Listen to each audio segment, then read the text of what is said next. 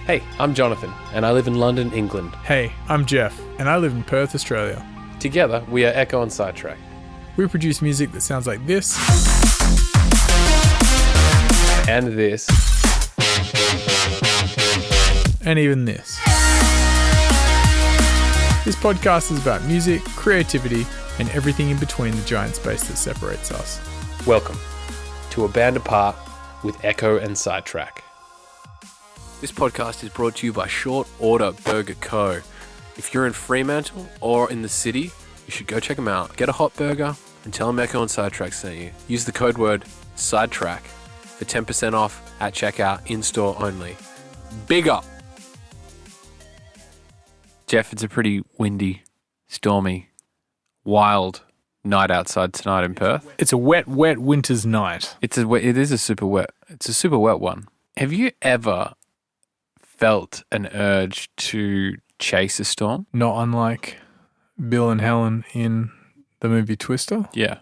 Like, have you ever seen like one of those storm chaser shows or Twister or even to some extent Day After Tomorrow, where you've had the urge to like go closer to a storm? Have I ever been in search of meteorological? Meteorological? No, it's not. Meteorological. Meteorological. Meteorological. Meteorological. Meteorological. Meteorological. Mythical logical. Meteorological. Meteorology. I can say meteorology. Meteorology. Numerology? Meteorology. Meteorology. Have you ever been in search? What you're asking is, have I ever been in search of a meteorological hero? No, do you just like being in storm? Like, I love being in storms, but when you're inside. Yeah, I like being outside. Let me unpack a little bit of what you're asking, because I suppose I have been interested by, like, everyone loves to look at a storm roll in over a landscape. So I suppose, sorry, I'm gonna make you yawn. I did it. I have been definitely interested by that kind of thing and seeing the action come towards. But whether I'd go towards a tornado or a hurricane or something, like I don't think so. Finger of God, no way. But even being in like the path of a hurricane, it's no joke. It's like one thing is like, whoa, that looks crazy and amazing. But then like the storms do like major damage. No, they fuck things up. Like, Mother Nature is so powerful. Yeah, like look at what happens in the Gulf of Mexico every year. It's like the hurricanes just roll in and like flatten whole things. The last one was Harvey? I can't remember. The last big one that came in. Man, I mean, I asked because I recently saw a show like about the short answer is yes. The most wild storms, the storm footage the world has ever seen, or something like that. And they showed just the damage that Hurricane Harvey did in the Gulf or in Texas. And our brother lives in Texas, and he talked about how much flooding they had. Yeah, remember that steakhouse? Oh, you weren't there. We on the last night, me and I think Mum was there as well. We went to a steakhouse, which is like near one of the bayous in Houston. Yeah.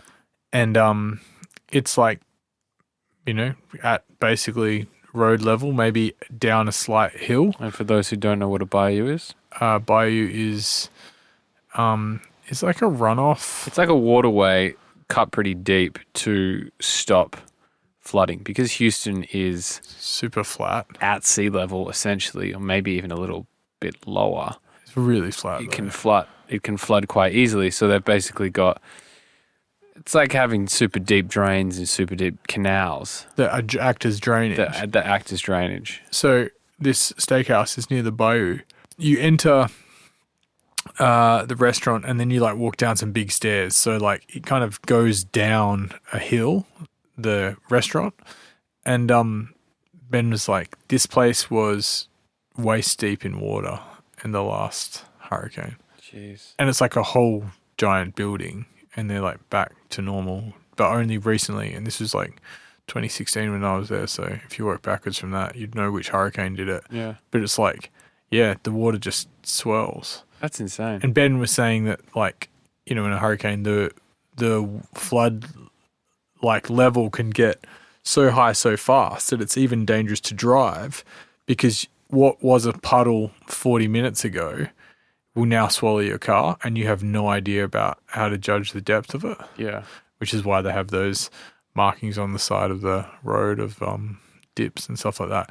But back to the storms. Yeah, it would be really cool to watch one roll in and even like be in one, as long as it wasn't like kind of deadly. I'd like to see, you know, I'd like to be on the beach and see a storm roll in, but a storm that's like rolls into Perth or Australia, where you can be like, oh, it's starting to get a little windy and choppy. I can just get in my car and drive back home and I'm fine. I have no interest in being anywhere near a fucking tornado in my entire life. In fact, I remember thinking, it was after watching Twister, that I would just never go to the middle of America. Tornado Alley. Yeah, like they talk about Tornado Alley, and I think it's in like it's Kansas, Arkansas, Oklahoma and stuff. Oklahoma. Because it's this is the meteorological episode. Meteorology. I said it. Yeah, but you didn't now add ickle, so meteorology. Meteorological. God damn it. I don't even think that's a word. Sorry. Anyway, but yeah, it's Tornado Alley, and I remember thinking, and fucking Twister came out in '94. I would have watched it when I was 7, maybe. And I remember thinking, like, why the fuck does anyone live in a place called Tornado Alley? Yeah. And being like, oh yeah, like tornadoes happen here. Tornadoes don't happen everywhere in the world. We in Australia, we get ones we call willy willies, and they're technically not really a tornado, but they can like. I think the Americans called those ones dust devils or something. Yeah, dust devils. But like a fucking like a proper tornado is caused by like a high pressure system and a storm front with really clouds meeting and stuff like that. Willy willies is just. It's like dust and wind. Yeah, dust and wind. Probably a similar thing on a smaller scale, but I think Tornado Alley occurs because of the polar vortex in Canada. It sends all these like cold winds down, and then the hot winds coming up from the Gulf. I could be wrong. I probably am. But sounds fun. Weather people are wrong, so all the time. Wherever you are in the world listening to this, tomorrow's temperature will be 17 degrees centigrade. But I think, I don't know. I don't think I'd like to live somewhere where there was just like an immediate threat right there. It would have to be pretty fucking gorgeous.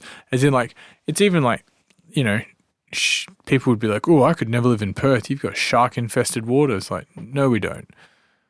So maybe that's how people think of tornadoes. Like, tornadoes don't happen that often. It's not like you do have a thing called tornado season. But implying it happens every year. There's fucking winter, spring, autumn, tornado, summer. I watch basketball, the NFL. I follow the tornadoes. It happens enough that I think warrants people not living there. I don't know how many tornadoes there are. But again, if there's a season, there's enough to not fucking live there. Like, okay, if a shark... If you're wondering which podcast you just tuned into, this is Tornado Talk with Ekko and Sidetrack. If a shark attacked someone once a month, yeah. Which doesn't happen. It's like maybe like... It's 10... Two people, one person a year. 8 times a year, someone is attacked. Maybe. Even that's pretty high, it seems to me. I'm plucking those statistics. I think it's like one a year, maybe. Out of 365 days, that there are thousands of people in the water and swimming. But if you could guarantee... I'm just going to quickly cut and Google this. So, yeah, Tornado Alley is Oklahoma, Kansas, the Texas Panhandle, Nebraska, South Dakota. How many tornadoes do you think hit the United States every year? Tornado Alley. How many tornadoes hit Tornado Alley? Yep. 250 of varying sizes and or shapes. About 1,000 tornadoes hit the United States every year. About 1,000. Most of these touch down in Americans' Plain States, which is an area known as Tornado Alley. And it's because it's so flat as well, because there's a lot of farming in that area. 1,000 tornadoes. 1,000 tornadoes. That's technically like more than 3 a day. I think that's the entire US, though. Yeah, okay. But still, 1,000 tornadoes happening anywhere is too many tornadoes. Exactly. So what were you going to say? You said something, if you could guarantee. I was going to say, if you could guarantee there were just one shark killed someone once a month in Perth. So 12 people die a year. Yeah. Like Would you go on the water? Up to my knees. If it was guaranteed. Someone had to die. Someone had to die. And it got to the end of the month and people it's were like the 23rd. It's the 23rd of August and your fucking Holly says to you, let's go down to the beach. And she dives in. And I'd be like, hey, have we checked if there's been a killing this year? She's like, oh, it'll be fine. I'm pretty sure I saw something on the news about it. Yeah, I'd probably say, I'd like you to get out of the water. Exactly. Well, and Jonathan, come down to the swimming hole. No, I wouldn't want any of my. I think if we'd got to the 23rd and there hadn't been a sacrifice, you could probably mandate that everyone stay out of the water. But then the ocean would get angry and they would. That's take when extra. You get into like, yeah, the ocean doesn't get the sacrifice it needs, so then it revolts, and then sharks come on the land. Land sharks. Would you prefer to face down with a tornado that lasts for 10 minutes and you are given like an old pickup truck and Philip Seymour and Philip Seymour Hoffman in the back and you are placed 200 meters away from a F5 and you got to outrun it. Yeah, but you don't know which direction. Or would you rather face off with a shark that had come onto land and it's fairly bipedal at this stage and can breathe air? I was going to say, and robust enough to breathe air. But like be down at the beach, be down at like fucking North Beach, and then like you're on the rocks and then the shark comes out, so you're not on like even ground. Do I have a harpoon gun? No. You've got nothing. I think I'm leaning towards the F5 experience. Yeah, I'd probably take my chances with God compared to a shark. And also and plus you get to meet Philip Seymour Hoffman. Let's not forget about that. Yeah. But can you just imagine gunning it in the truck? You're like, yo, we're doing it. And he's like, turn here, man. And he's like fucking like, and then you take a right into the cornfield and then you just get bogged. Yeah. I just start digging and burrow into the ground like a badger. Yeah. I think we're prepared for the storm? Prepared for the storm. Yeah. I think we're pretty lucky living in Perth. We're so lucky. Perth is such a safe place, man. It's a nest. It's a nest of the world. It is absolutely a nest of the world. And we're blessed to live here. We are super blessed to live here. I was thinking about this, like, pretty protected from coronavirus. Very. And also Perth, out of all the cities in Australia, is like just like a little hidden... A hidden gem. A hidden gem. And like people often kind of badmouth Perth. I think it's because people haven't been here. Yeah. But also I would argue that it's woken up over the last 20 years. Yeah, for sure. But yeah, it's a very happy place. You said you had a second question for me. I did have a second question for you. It's another what if. Go on. I want you to look into the future. Just hold on a second. Yes, I'm doing it. You look like Professor X. Thank you.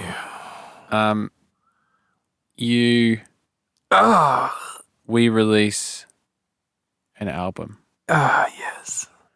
We have done a world tour. Yep.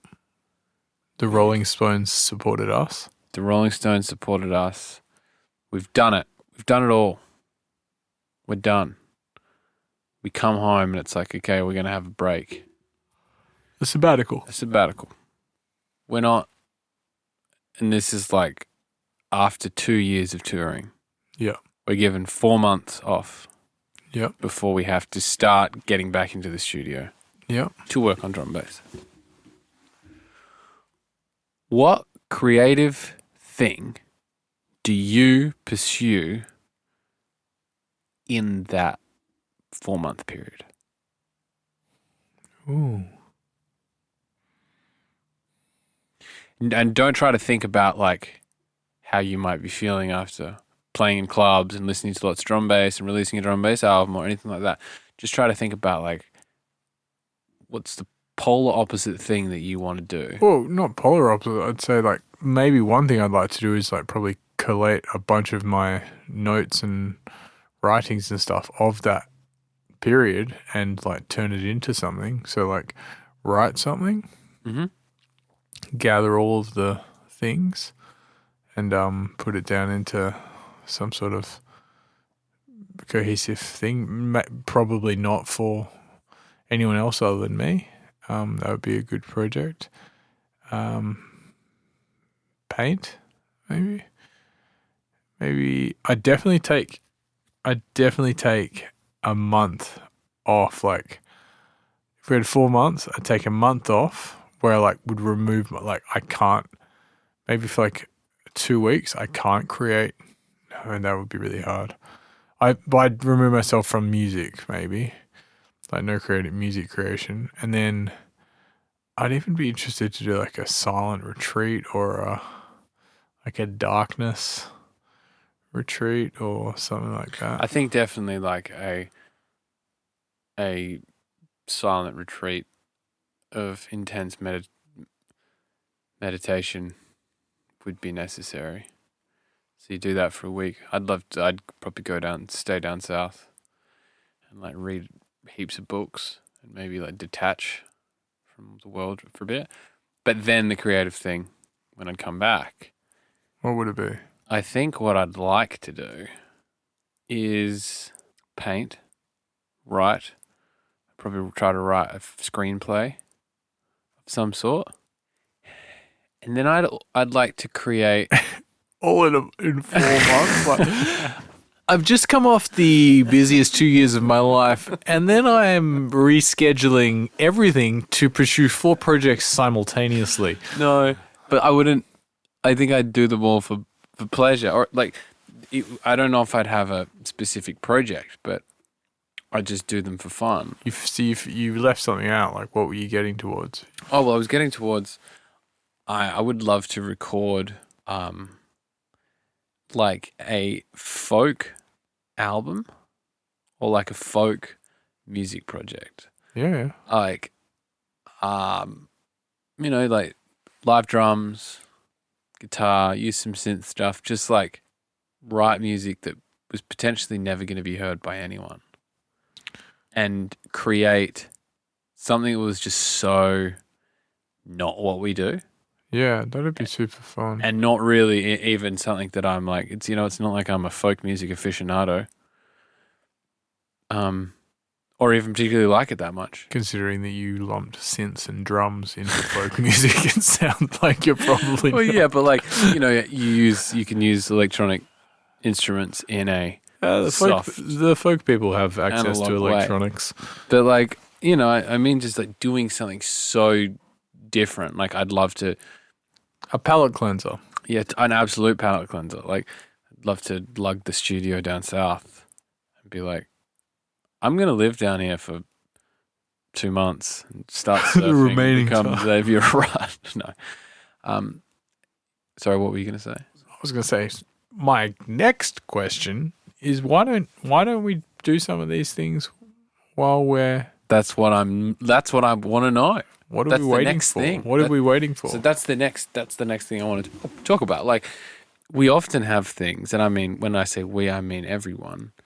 We always have things that we want to do, That it's like, if this aligns and if that aligns. If I win lotto, I would. If I win, that's the favorite. My favorite thing to ask people is, what would you do if you had $1 million? Or asking people, what job would you do? Because usually I end up talking to people about how much they fucking hate their job. And I said, what would you do if you didn't have to worry about money? Yeah. If you got paid $100,000 a year for doing nothing, they'd be like, oh, I could do this.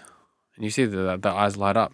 But I want to know, like, what is it about those things? I mean, we could probably do some of that stuff easily, or like versions of it. I do some of that stuff. We do some of that stuff. We do. I think a lot of it is the belief that we have to have money. And it's true. If you do want to live to a certain comfort, you do have to make money. You do have to have some income. But also, I think there's some belief in that, like, you have to struggle. And, like, some people want to pursue creative things, but they're like, I don't even know where to start. That's not me. I can't do it. And, like, because they believe it's going to be really hard. And they also believe that the final output has to be on par with something they've seen, like what their taste is. Oh, I don't want to get into fashion because I'll never make something as good as Virgil. Yeah. Like, me, I don't want to go try to write a weird folk album because I will never write anything as good as Kevin Parker or like. Is he folk? Not folk. Folk is the wrong word. Like mellow psychedelic rock. I don't know. If I just using it as an example for music, a different type of music. Okay. I'm not. Maybe I should speak more specifically rather than being so general when it comes to music genres, because it can get a bit confusing. It sure can. Yeah, I think something that stops people is that they believe that it's like, I don't want to start playing an instrument because I don't want to join a band, and I don't have time to play gigs. And you're like, no one's asking you to play gigs. Just like play an instrument for fun, for relaxation, for like the new skill of it. When was the last time you played your guitar? Fucking ages ago. When was the last time I had time? My enemy is time. Maybe your enemy is not time. Maybe your enemy is believing that you have no time. That's potentially true. I think I find time for so many things in my life. I think I've just got to prioritize my guitar and put it in a spot. I thought putting it in my room would make me play it, but I spend a lot less time in my room than I did 8 months ago. So I need to find a new spot for it, and I just need to touch it regularly and also play my guitar. Do you reckon you could wake up and play your guitar? Yeah, I reckon I could. It'd be beautiful. It would be. There's a few other things I do when I wake up that I think help me start my day though. So I'd like to do them, then play my guitar. If you could add an hour to your day, where would you add it? Oof. I've got two answers. You can only do one. I'm just kidding. Obviously, it'd be great to have an hour between somewhere around between 8 and 10. Like between 9 and 10. No, like an extra hour in there where you're into something and too often I find myself hit a good bit and then all of a sudden it's 12 o'clock and I'm like, a good bit of what? A good bit of like inspiration, creativity, a good bit so of you start activity. Creativity at 9. Yeah. Or you don't want. And you just want to stretch that little bit of the morning out, or you want to do stuff. Do you feel that creativity? What if you didn't have a clock? You wouldn't know it was 12. So what is it about 12 that makes creativity? No, it does. 12. It doesn't stop. It's just the end of the morning. But then I'd also say I wish I could kind of stretch out like the golden hour between 5 and 6. I hate 5 and 6. Between 5 and 6 as a time. As a creativity time, or as just a time? Just as a time. It always feels like stuff ends at 5 and then something else starts at 6. It feels like a bit of a wandering. I don't know. Yeah, I see what you mean. We should stretch that moment out of the afternoon. Okay. Things start to feel like they're taking shape. Maybe I just want to stretch out those interim moments. Those creative moments. Yeah, and there's little, bits where things are changing. Okay. And what would I do with that time? Yeah.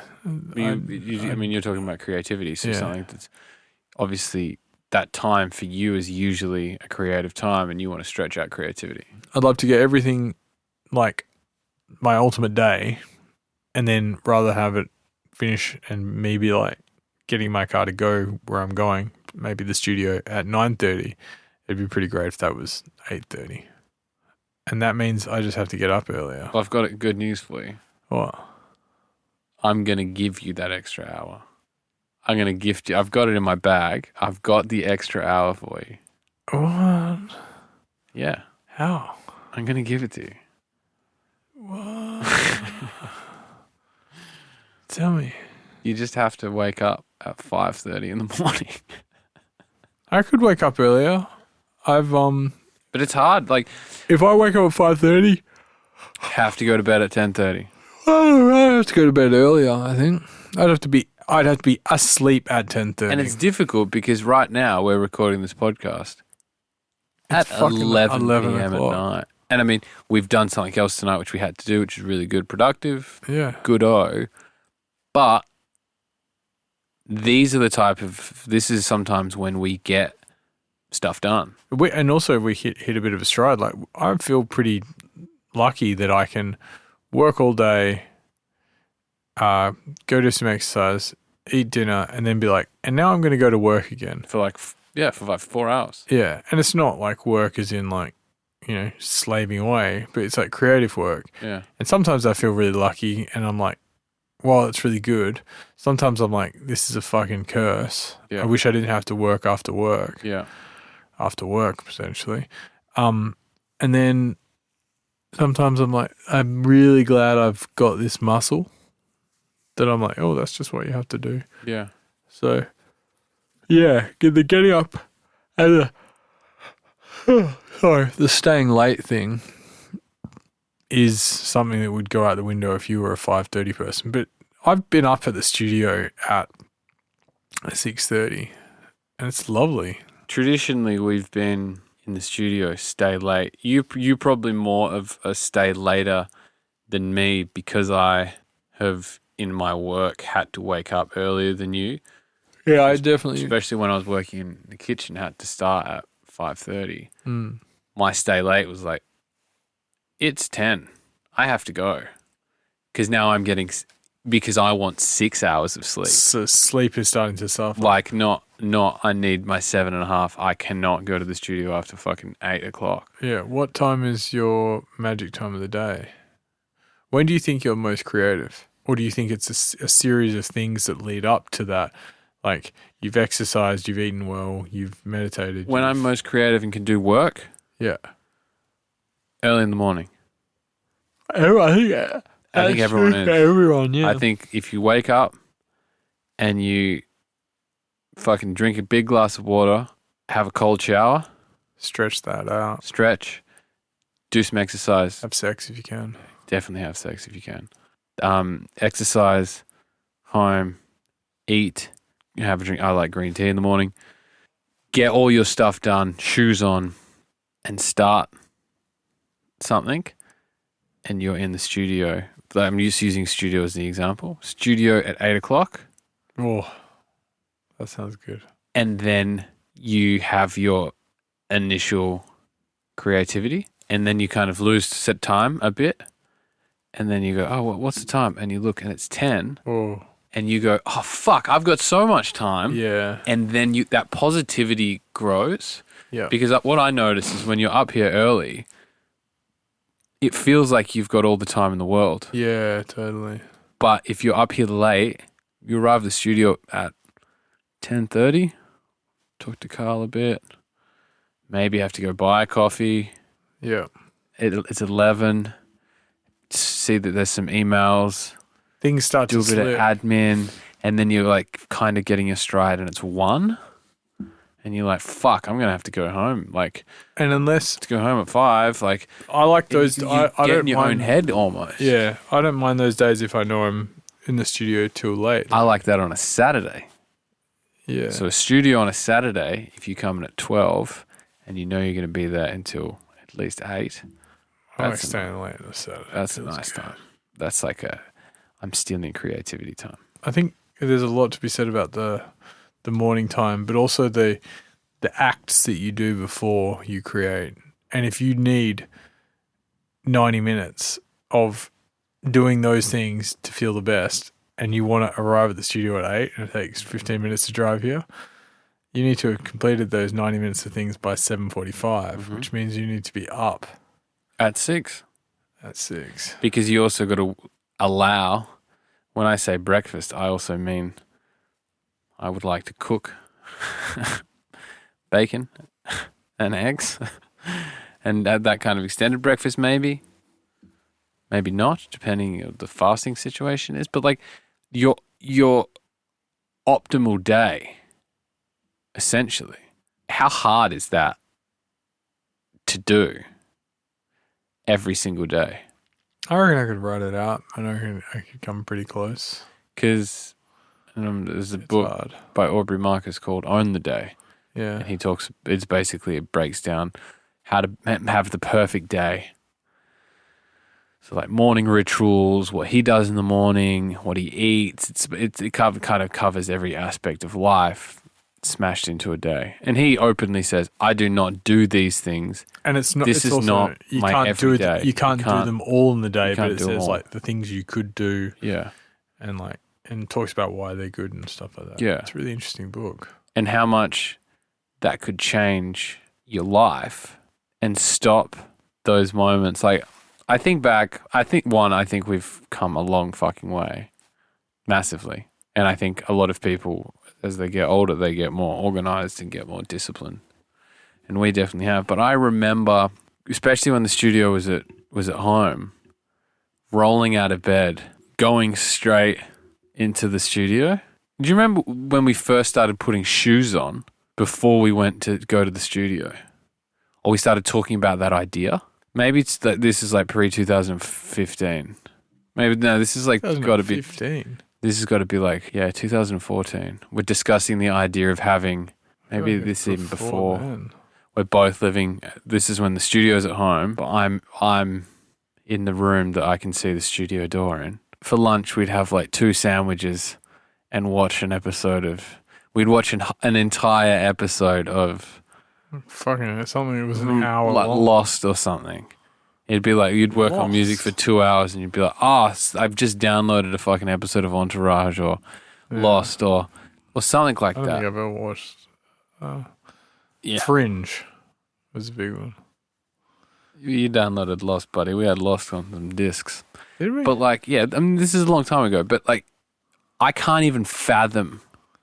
That seems like such a bad way to work. I can't fathom getting out of bed and then. I thought that's how addicted to the process I was. I was like, I'll just stop at 1 or in the night and then like get up in the morning, like rather than preparing myself for the day and being in the bed in a pure headspace. I was like, just get in there and start. But think about how you went so bad. Think about how you went to work when you were that age.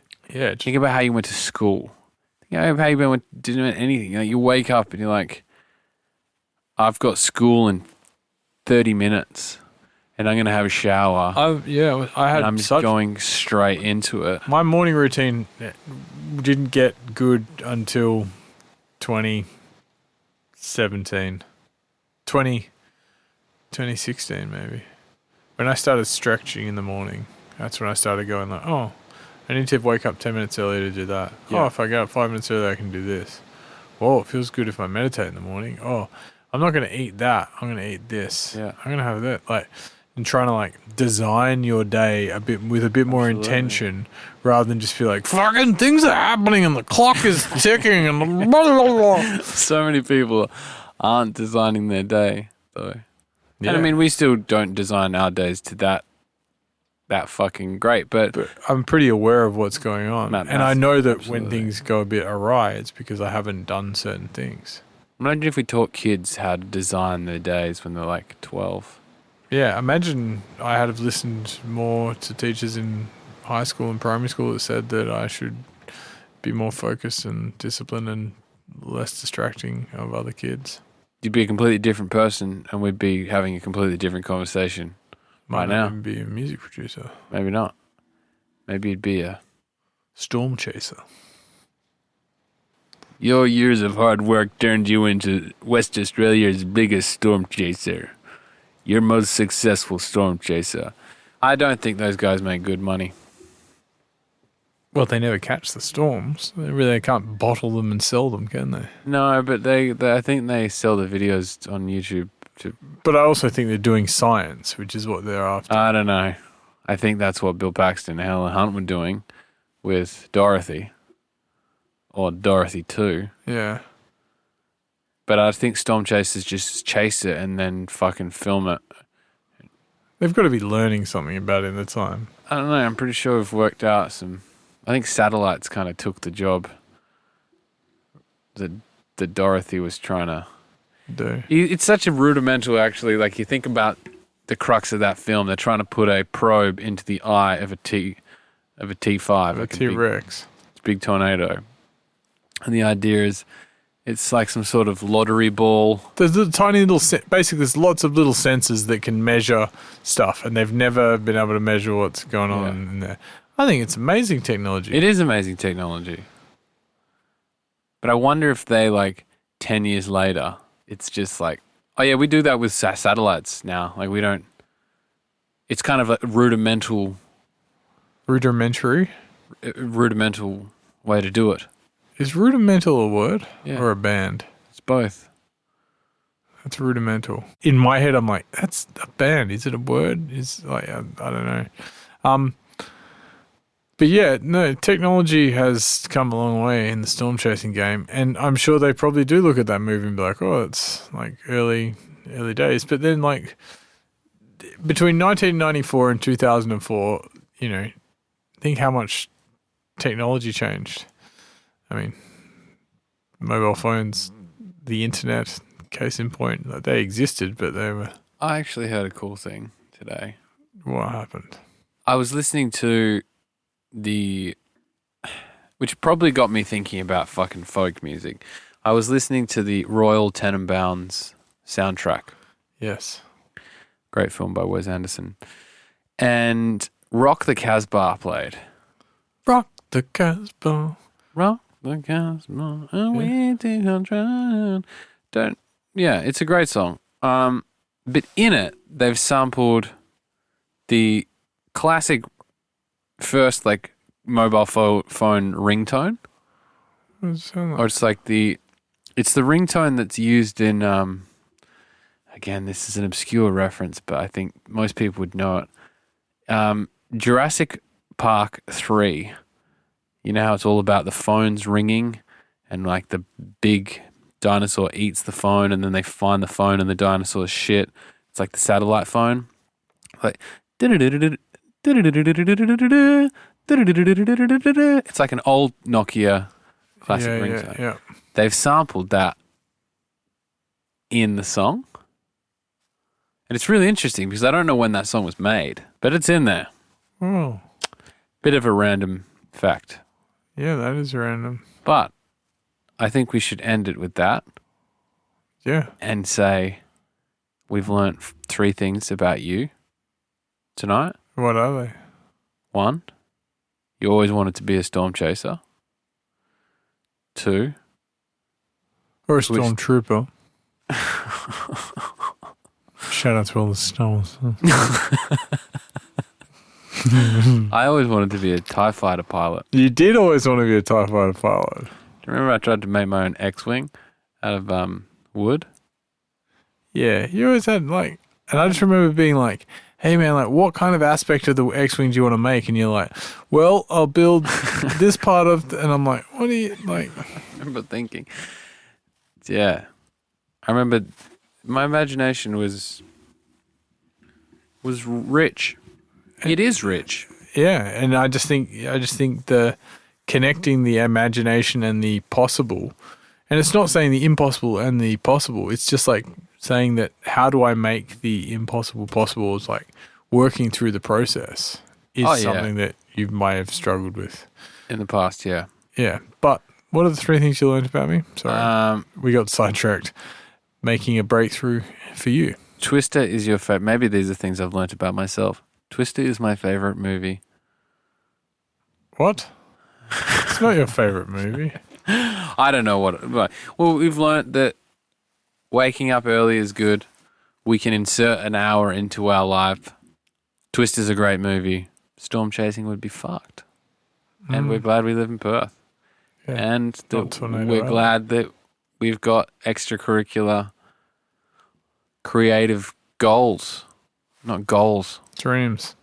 Not even dreams. Just like, I sometimes think like if I had to lose one of my senses and my ears were fucked.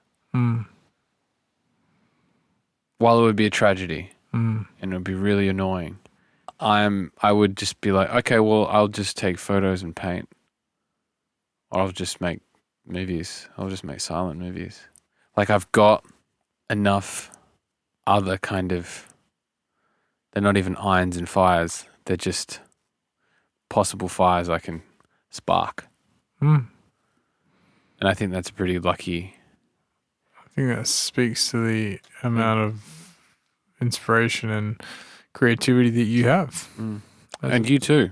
That's something that I didn't learn, but yeah, that we can take from the conversation we've just had. We're having. That is now ending. If you'd like to be part of the conversation, you can't because you're not here. But if you'd like to come and see us play, we're playing in Perth on the 17th of July. We're playing with Dimension at Metro City. And you should come. Buy a ticket. Buy a ticket. I think they're pretty close to sold out, actually. I think it is nearly sold out, yeah. But if you're hearing this and you haven't bought a ticket, grab one now and come see us. And once again, thank you for tuning into the podcast, Jonathan. I love you. I love you too. In all of your creative wonders and creative faults. And I think I didn't tell you, I did, but I'll tell you live as a Easter egg for anyone that's listening to the podcast this long still. You did really, really great work on Saturday. Was it Saturday? When I left, you were struggling a bit with some stuff. Yeah. And I left, and I was quite concerned where you were going, especially after some of the messages you sent me. And I was like, oh, this is going to be, I feel bad. Which messages? Oh, you're just like, oh, the song's changed key, and it's changed key again. Oh, and it's going to do this. Oh, yeah, because I was finding a better key because it wasn't. Yeah. Yeah. Sometimes I feel like I shouldn't involve you in some of my thought patterns so much because it can possibly worry you. And really, it's just me. I mean, I think we sometimes do it to ourselves, to each other, sorry. Like, we treat each other like we're another part of our own brain. Like, it's like me talking out loud. Yeah. Me messaging you is sometimes like me talking out loud. And I need to not do that. And yeah, boundaries. But thank you. Yeah, when I came in on Sunday, I had low expectations. And I was really excited. And I was thus inspired to do some more stuff. So thank you and great work. And I love you. And thank you for having this conversation. Thank you. Farewell. Thanks for listening to this week's podcast. Make sure you subscribe to us on your podcast app and keep up to date with all new episodes. They're going to be coming out once a week. We are Ekko and Sidetrack on Facebook and Instagram. On Twitter, we are Ekko Sidetrack. Go listen to our music on Spotify, Apple Music, Tidal, YouTube, or wherever your ears consume happiness. Lots of love, people.